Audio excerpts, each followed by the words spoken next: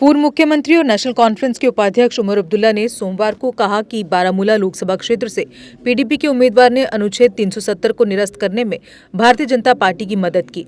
उत्तरी कश्मीर के कुपवाड़ा जिले के लंगेट इलाके में एक पार्टी समारोह को संबोधित करते हुए उमर, जो बारामूला लोकसभा क्षेत्र से पार्टी के उम्मीदवार हैं, ने कहा कि बारामूला लोकसभा क्षेत्र से पीडीपी उम्मीदवार ने राज्यसभा में अनुच्छेद 370 को निरस्त करने के खिलाफ वोट नहीं दिया। उन्होंने कहा कि आज जो उम्मीदवार मेरे खिलाफ मैदान में उतरे हैं, उन्हें कहीं न कहीं बीजेपी का समर्थन है। नौजवानों को ये संभालना है, क्योंकि हमारे कायद जनाब उमर अब्दुल्ला साहब ये नौजवान ये चाहते हैं कि नौजवान आगे आ जाए। जम्मू कश्मीर के साथ जो हुआ वो बीजेपी की बदौलत। अगर हमारा 370 गया, करने वाले मरकज की हुकूमत। अगर हमारा झंडा गया, करने वाले ये। अगर हमारी पहचान, शनाख्त, वकार सारा कुछ तहस नहस हुआ, करने वाला दिल्ली। लेकिन निशाना इन लोगों का नेशनल कॉन्फ्रेंस। नफरत फैलाने वाले बीजेपी। मुसलमानों को जो है नीचा दिखाने वाले बीजेपी। मुसलमानों के खिलाफ बाकी मुल्क में जहर फैलाने वाले बीजेपी। लेकिन इनका निशाना इनकी तकरीरों में कभी भी आप इनको बीजेपी को निशाना बनाते हुए नहीं पाओगे। अगर निशाना बनाते हैं तो नेशनल कॉन्फ्रेंस को। इनसे पूछना पड़ेगा आखिर क्यों, क्या मजबूरी है, किस किस किस किस एहसान को चुकाने के लिए जो है आप लोग बीजेपी का साथ दे रहे हो। और बीजेपी का साथ इनका पहले से ही है। जो आज मुझे कहते हैं कि मैं सच नहीं बोल रहा हूं, वो जरा कम से कम ये बताएं 2018 में बीजेपी ने किसको चीफ मिनिस्टर यहां बनाने की कोशिश की ना। जब हम लोग उस वक्त हालात ऐसे थे कि नेशनल कॉन्फ्रेंस को अल्ताफ बुखारी साहब मिलने आए पीडीपी के तरफ से। उन्होंने मदद मांगी, कहा कि हम मरकज की साजिशों को रोकना चाहते हैं, आप अगर कांग्रेस के साथ मिलके हमारी मदद करोगे तो यहां हम हुकूमत बनाएंगे। नेशनल कॉन्फ्रेंस ने बिना शर्त, जिस तरह हमने 2016 में किया, 2016 में भी 2015 में जब मुफ्ती साहब, अल्लाह मगफिरत करे उन्हें, जब उनकी बातचीत बीजेपी से चल रही थी, वो नेशनल कॉन्फ्रेंस है जिसने उस वक्त मुफ्ती साहब से कहा कि मुफ्ती साहब, जिस रास्ते पे आप चलने जा रहे हो वो जम्मू कश्मीर के लिए बहुत ज्यादा खतरनाक साबित होगा, मत करिए।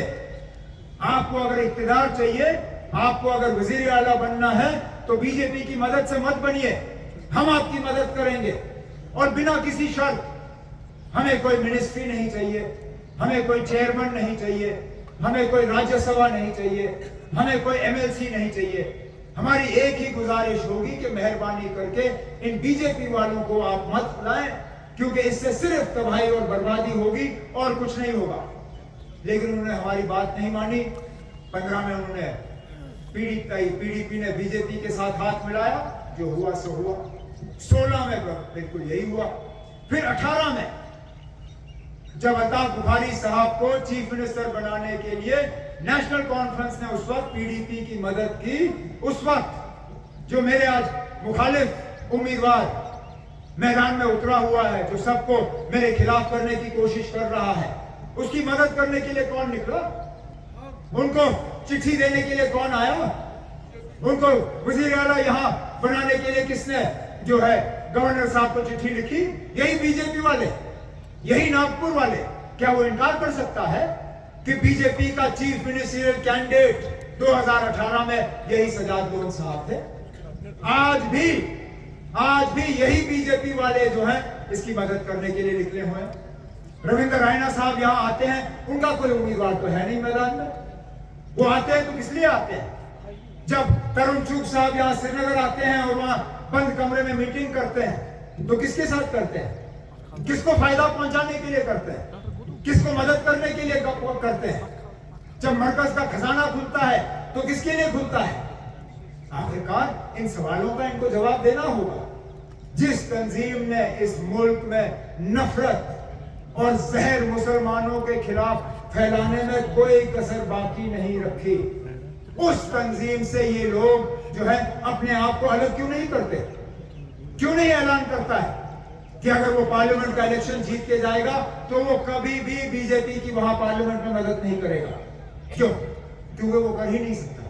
ये नेशनल कॉन्फ्रेंस वाले हैं, जो जगह जगह ये कहते हैं कि इंशाल्लाह हम अगर जीत के यहां से गए तो हमारा एक एक लफ्ज, एक एक अल्फाज, एक एक वोट इस बीजेपी की नफरत, इस बीजेपी की जहर के खिलाफ होगा। हम अपनी शनाख्त के लिए लड़ेंगे, हम अपनी पहचान के लिए लड़ेंगे, अपने वजूद के लिए लड़ेंगे।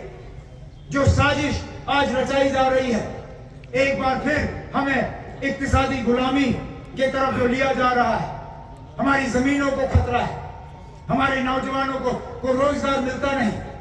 आज आप सब सरकारी दफ्तर में जाओ तो आपको अपना कोई दिखेगा नहीं। तमाम जो है बाहर से आए हुए अफसर सरकारी दफ्तरों में बैठे हुए हैं। आप ठेका लेने की कोशिश करो, नहीं मिलेगा आपको। यहां तक रेत, जो दरिया में से रेत हम लोग निकालते हैं, उसका भी ठेका यहाँ के लोगों को नहीं मिलता। बाहर से लोग आके ये ठेके ले लेते हैं। हमारे हाईवे पे जो टोल इकट्ठा होता है, गाड़ी हमारी, सड़क हमारा, तेल हमारा, जमीन हमारी, लेकिन टोल पकड़ने वाला बाहर का। बिजली का निजाम देखिए, जो दावा करते हैं कि उन्होंने तूफान किया यहाँ पे, आज 6-6, 8-8 घंटे बिजली का, और बिजली की कीमत, बिजली का फीस, बिजली का बिल अब आसमान में।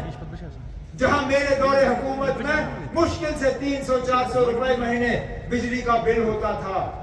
आपके बच्चों को क्वालिटी एजुकेशन देने के लिए दक्ष ट्यूटोरियल पूरी तरह से है कमिटेड। यहाँ सीबीएसई व जेके बोर्ड में पढ़ने वाले आपके बच्चों को 8वीं से लेकर 10वीं कक्षा तक दी जाएगी बेहतरीन ट्यूशन, जबकि 11वीं व 12वीं कक्षा के बच्चों को साइंस, कॉमर्स व आर्ट्स के हर सब्जेक्ट की मिलेगी ट्यूशन। साथ ही जवाहर नवोदय विद्यालय, सैनिक स्कूल, RMS और NDA एंट्रेंस की करवाई जाएगी तैयारी, जबकि CUET एग्जाम की तैयारी के साथ स्पोकन इंग्लिश पर भी दिया जाएगा पूरा ध्यान।